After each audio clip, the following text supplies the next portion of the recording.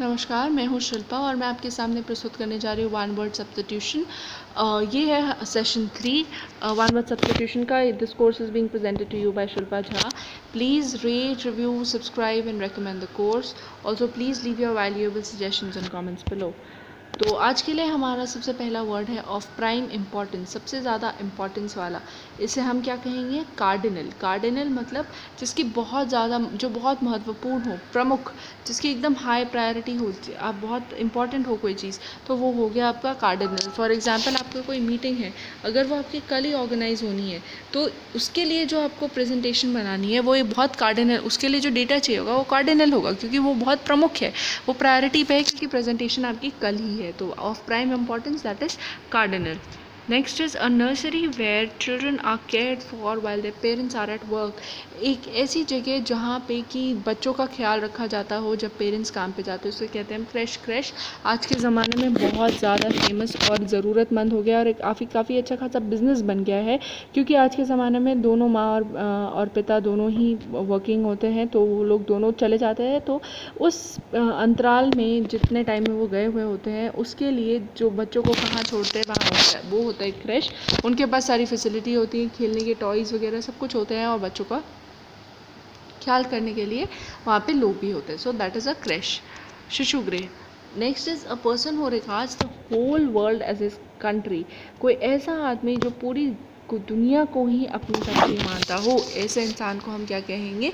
Cosmopolitan, सर्वदेशीय, यानी कि वो हर कंट्री को अपनी कंट्री मानता है। जो आपके एविड ट्रैवलर्स होते हैं उनको बेसिकली एक तरीके से हम कॉस्मोपॉलिटन कह सकते हैं, क्योंकि वो हर देश को अपना देश समझते हैं। वो कहीं भी जगह जाते हैं, वो बिना किसी प्रेजुडिस के जाते हैं, बिना किसी सोच और अपने अंदर कुछ इनिबिशंस लेके जाते हैं। सो ऐसा इंसान जो अपनी पूरी कंट्री, पूरे वर्ल्ड को अपनी कंट्री माने, इसको हम कहते हैं कॉस्मोपॉलिटन।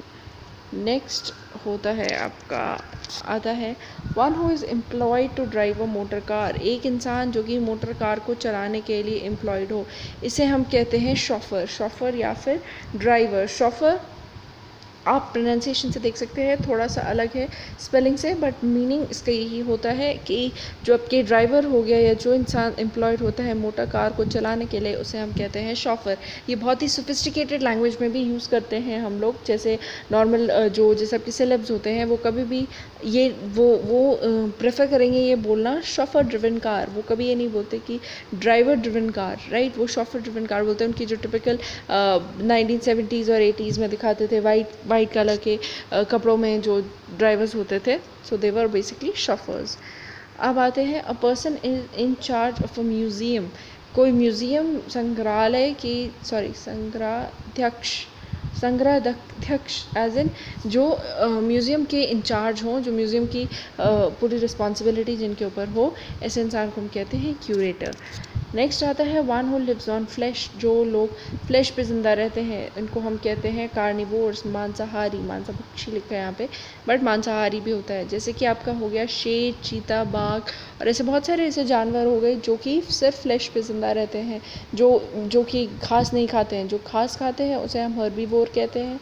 जो घास नहीं खाते हैं और जो फ्लैश खाते हैं, उसे कार्निवोर कहते हैं। और जो सब कुछ खाते हैं, जो कि जैसे कि हमारे इंसान हो गए, जो कि नॉनवेज भी खाते हैं, वेज भी खाते हैं, ऐसे इंसान को हम ओमनीवोर भी कहते हैं। Next is one who feeds on human flesh. कोई ऐसा इंसान जो कि ह्यूमन फ्लैश खाता हो, इसे हम क्या कहते हैं? नरभक्षक। नरभक्षक यानी कि आपका कैनिबल। कैनिबल ऐसा इंसान होता है जो कि सब कुछ खाता है। जैसे कि आपको मैं एग्जांपल दूँ तो जो ज़ॉम्बीज़, अगर आपने देखी हो एक मूवी गो गोआ गॉन, उसमें ज़ॉम्बीज़ के ऊपर कुछ बहुत फ़नी सा बनाया हुआ है। तो बेसिकली वो क्या दिखाना चाह रहे हैं कि ज़ॉम्बीज़ को हम क्या कंसिडर करते, क्यों डरावना कंसिडर करते? बिकॉज वी कंसिडर कि वो लोग ऐसे लोग होते हैं जो कि ह्यूमन फ्लैश खाते हैं, जो इंसानों के ऊपर जीते हैं। दे आर बेसिकली नरभक्षक, तो उसे हम कहेंगे कैनिबल। नेक्स्ट इज़ बिलोंगिंग और living at the same time. जब जो चीज़ें एक समय पे चल रही हों, उन्हें हम कहते हैं कंटेम्प्रेरीज। कंटेम्प्रेरीज यानी कि समकालीन। अगर मैं आपको एग्जांपल दूँ, फिल्मी दुनिया के एग्जांपल देती हूँ, क्योंकि सबसे ज़्यादा हम फिल्मी दुनिया को देखते हैं तो हम रिलेट कर पाते हैं। तो जैसे कि आलिया भट्ट, परिणीति चोपड़ा और ये लोग हैं, ये एक दूसरे के कंटेम्प्रेरीज हैं। क्यों? क्योंकि ये दोनों एक ही टाइम पे लॉन्च हुए थे, एक ही टाइम पे इन्होंने काम करना शुरू किया, तो इसलिए इनको बहुत ज़्यादा कंपेयर किया जाता है। तो बीइंग और बिलोंगिंग टू और living at the same time, इनको हम बोलेंगे कंटेम्प्रेरीज। या जैसे मान लीजिए आप अगर जॉब में भी काम कर रहे हैं, तो जो आपके साथ लोग हैं, आपकी उम्र के हैं, उनको जनरली आपके कंटेम्प्रेरीज माना जाता है। Next is a place for luggage at the railway station. Railway station पे आप जो सामान कहीं रख सकते हो, यात्री सामान घर, ये अगर देखा जाए तो हिंदी का तो बहुत ही आसान सा शब्द है, अंग्रेज़ी का भी मुश्किल नहीं है। इसे हम कहते हैं क्लोक रूम। क्लोक रूम क्या होगा? एक ऐसा सामान जहाँ पे कि आप लगेज रख सके रेलवे स्टेशन पे। हमारे कॉलेज में भी इस तरीके का बनाया जाता था। जब हमें निकलना होता था तो उस रूम को क्लोक रूम कहा जाता था, जहाँ हम अपना सारा लगेज रख सकते थे। अगला आता है एन एक्सपर्ट जज ऑफ एनी आर्ट और क्राफ्ट। किसी भी आर्ट और क्राफ्ट को आप अच्छी तरीके से जो परख सकता है, इसे हम कहते हैं connoisseur. Connoisseur is a person who can actually जज समथिंग फेयरली। जैसे कि हम बोलते हैं कनॉसर ऑफ आर्ट या कनॉसर ऑफ फूड, इसका मतलब वो बहुत ज़्यादा घुमा है। He might be he might be a chef, या वो कुछ इस तरीके से का होगा जिसकी वजह से वो एक्सपर्ट है उस आर्ट या क्राफ्ट में, और बहुत अच्छे से वो परख कर सकता है क्या अच्छा है, ख़राब है या क्या ख़राब है। So that person is a connoisseur. Next is a religious war. Religious war यानी कि एक धर्म युद्ध।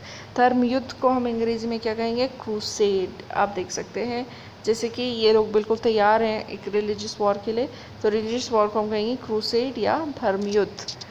Next is one who teaches dancing. इसे हम कहेंगे कोरियोग्राफर।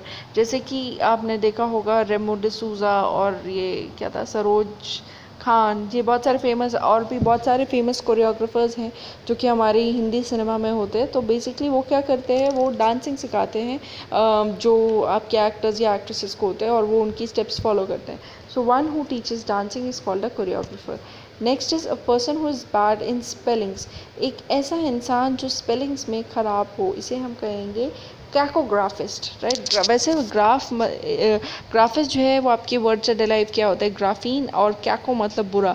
तो एक बंदा जो बुरे हो स्पेलिंग में, दैट इज़ कॉल्ड कैकोग्राफिस्ट। और बेसिकली मेरे हिसाब से कैकोग्राफिस्ट का एक और मतलब होगा एक ऐसा इंसान जिसकी हैंड राइटिंग भी ख़राब हो, दैट इज़ ऑल्सो अ कैकोग्राफिस्ट, क्योंकि ग्राफीन मतलब होता है टू राइट। और अगर आप सोच रहे हैं कि मुझे इन चीज़ों का कैसे मालूम पता है, तो मैं आपको ये सजेस्ट करूँगी कि अगर आप अपनी अंग्रेज़ी सुधारना चाहते हैं, आपको एक किताब है वो पढ़ लेनी चाहिए, that is word power made easy. वो बहुत ही एक अच्छी किताब है शुरुआत करने के लिए, जिसको भी अपनी इंग्लिश अच्छी करनी है, इम्प्रूव करनी है, उसे ये किताब डेफिनेटली पढ़ लेनी चाहिए।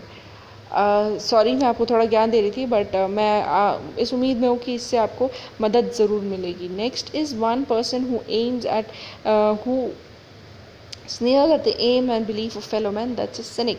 सो कोई ऐसा बंदा जो दूसरों की लाइफ के जो एम है या बिलीफ है उस पर हंसता हो, तो ऐसे इंसान को हम क्या कहेंगे? सिनिक। सिनिक थोड़ा हम ऐसे सिनिकल लोगों को बोलते हैं, ये थोड़ा पागल भी होते हैं, मतलब पागल तरीके के हम मान सकते हैं। क्यों? क्योंकि वो दूसरों के बिलीव्स और दूसरों के जो एम है या जो वो करना चाहते हैं उसको मॉक करते हैं। Next is one who is recovering health. Convalescent यानी कि जो अपनी हेल्थ को रिकवर कर रहा हो। नेक्स्ट इज सोल्जर्स वो fight on horse back, that is cavalry. Cavalry क्या होता है? जो आपके सोल्जर्स, इनफैक्ट आप अगर जानना चाहेंगे तो इन आर्मी में भी एक इंटायर यूनिट है जो कि सिर्फ घोड़ों पे चलती है। तो ऐसे सोल्जर्स, ऐसे सिपाही जो घोड़ों पे घुड़सवार बन के एक तरीके से दुश्मनों का सामना करते हैं, इस यूनिट को हम कहते हैं cavalry, soldiers who fight on horseback. और next is one who draws map. एक इंसान जो कि मैप्स को ड्रॉ करता है, इसे हम कहेंगे कार्टोग्राफर। कार्टोग्राफर इज़ समबडी जो कि मैप्स को ड्रॉ करता है। Next is control of infection by chemicals. Chemicals के द्वारा इन्फेक्शंस का कंट्रोल करना, इसे हम कहेंगे केमोथेरेपी, यानी कि रसायन चिकित्सा। जो आप अगर देखें बहुत डेडली डिजीज़ जैसे कि कैंसर हुआ, वहाँ पे कैंसर के बाद केमोथेरेपी की जाती है ताकि जो इन्फेक्शन है वो बिल्कुल ख़त्म हो जाए। बहुत दुखदाई बीमारी है और भगवान ना करे किसी को हो, बट उसके बाद में you have to undergo chemotherapy, क्योंकि आपकी जो इन्फेक्शंस हैं उसका कंट्रोल उसी के द्वारा हो सकता है। Next is too ready to believe. कुछ लोग ऐसे होते हैं ना जो कि बिल्कुल आसानी से किसी भी चीज़ को मान जाते हैं। ऐसे लोगों के साथ वैसे बहुत बुरा हो सकता है, क्योंकि आपको कभी भी किसी के ऊपर बहुत जल्दी विश्वास नहीं कर लेना चाहिए। और जब तक ऐसे शोज़ आपके, ये जो हिंदी शोज़ होते हैं सावधान इंडिया टाइप या CID टाइप्स, वो देख CID नहीं, देयर इज़ अनदर वन, मतलब इस तरीके के शोज़ देख के तो आपको और भी समझ में आएगा कि आपको ऐसा नहीं होना चाहिए। So somebody who is very ready to believe, that person is credulous, जो बहुत आसानी से किसी भी चीज़ का विश्वास कर लेता हो। Next is those who work in the same department, इसे हम कहेंगे कलीग्स यानी कि सहयोगी।